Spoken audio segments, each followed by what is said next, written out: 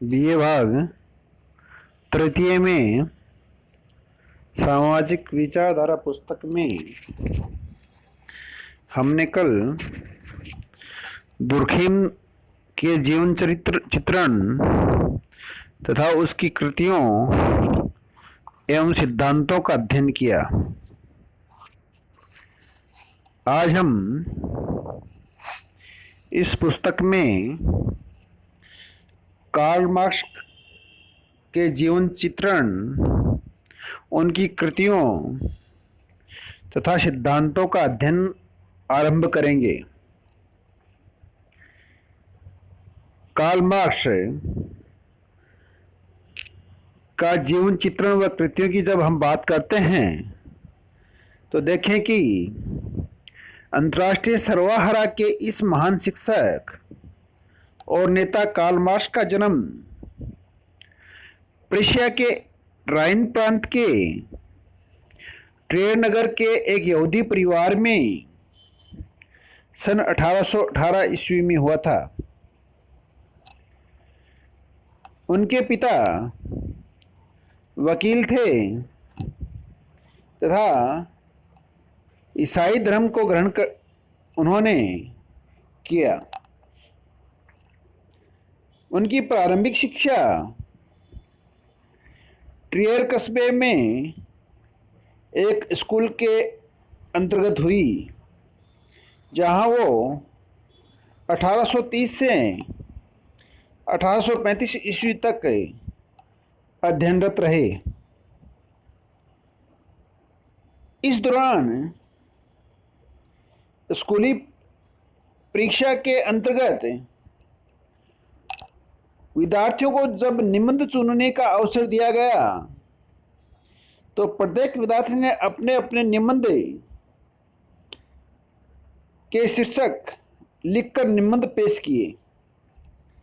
तो Karl Marx ने जो निबंध चुना था उसका शीर्षक था पेशा चुनने के संबंध में एक तरुण के विचार।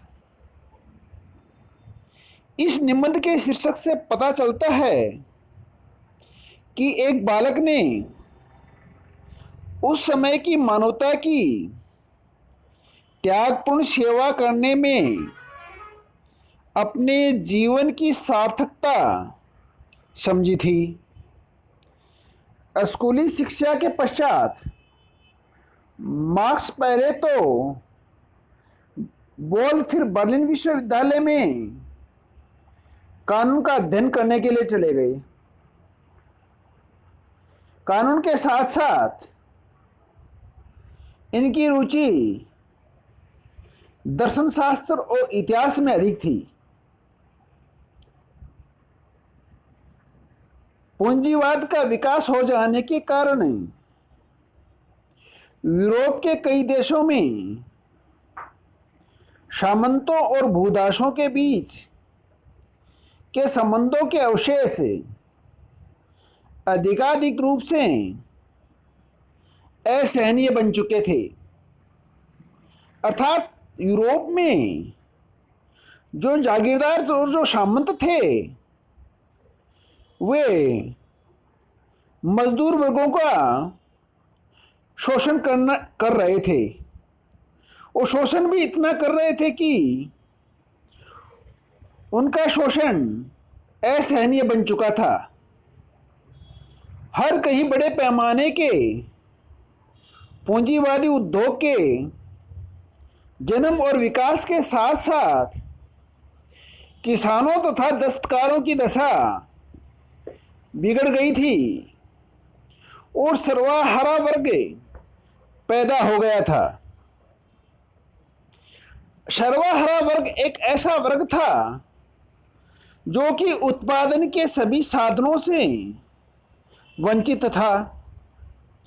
उस समय जर्मनी की जनता एक चक्की के दो पाटों के बीच पिस रही थी। एक और से सामंतवाद का अवशेष और दूसरी ओर से परिपक्व पूंजीवाद उसे पीड़ित कर रहा था।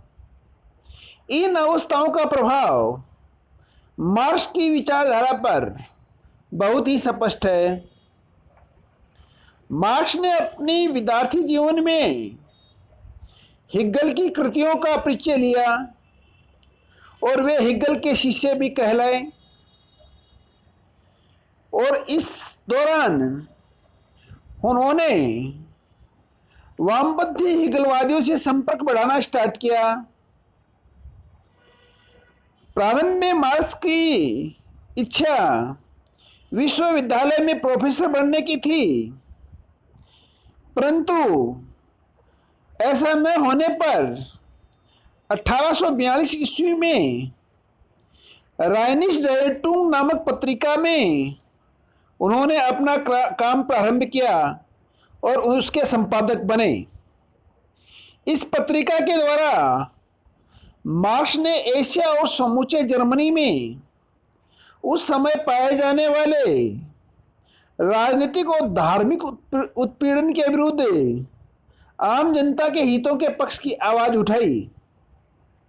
उन्होंने बार बार यह अनुभव किया कि जनता की अत्यंत महत्वपूर्ण आवश्यकताओं के प्रति एशिया की सरकार और उनके अधिकारियों का दृष्टिकोण अत्यंत ही निर्दयतापूर्ण है।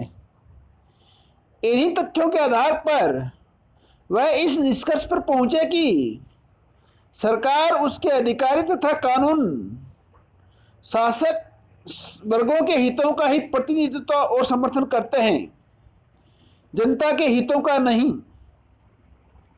इसके आगे की जीवनी हम अगले अध्याय में कल पढ़ेंगे।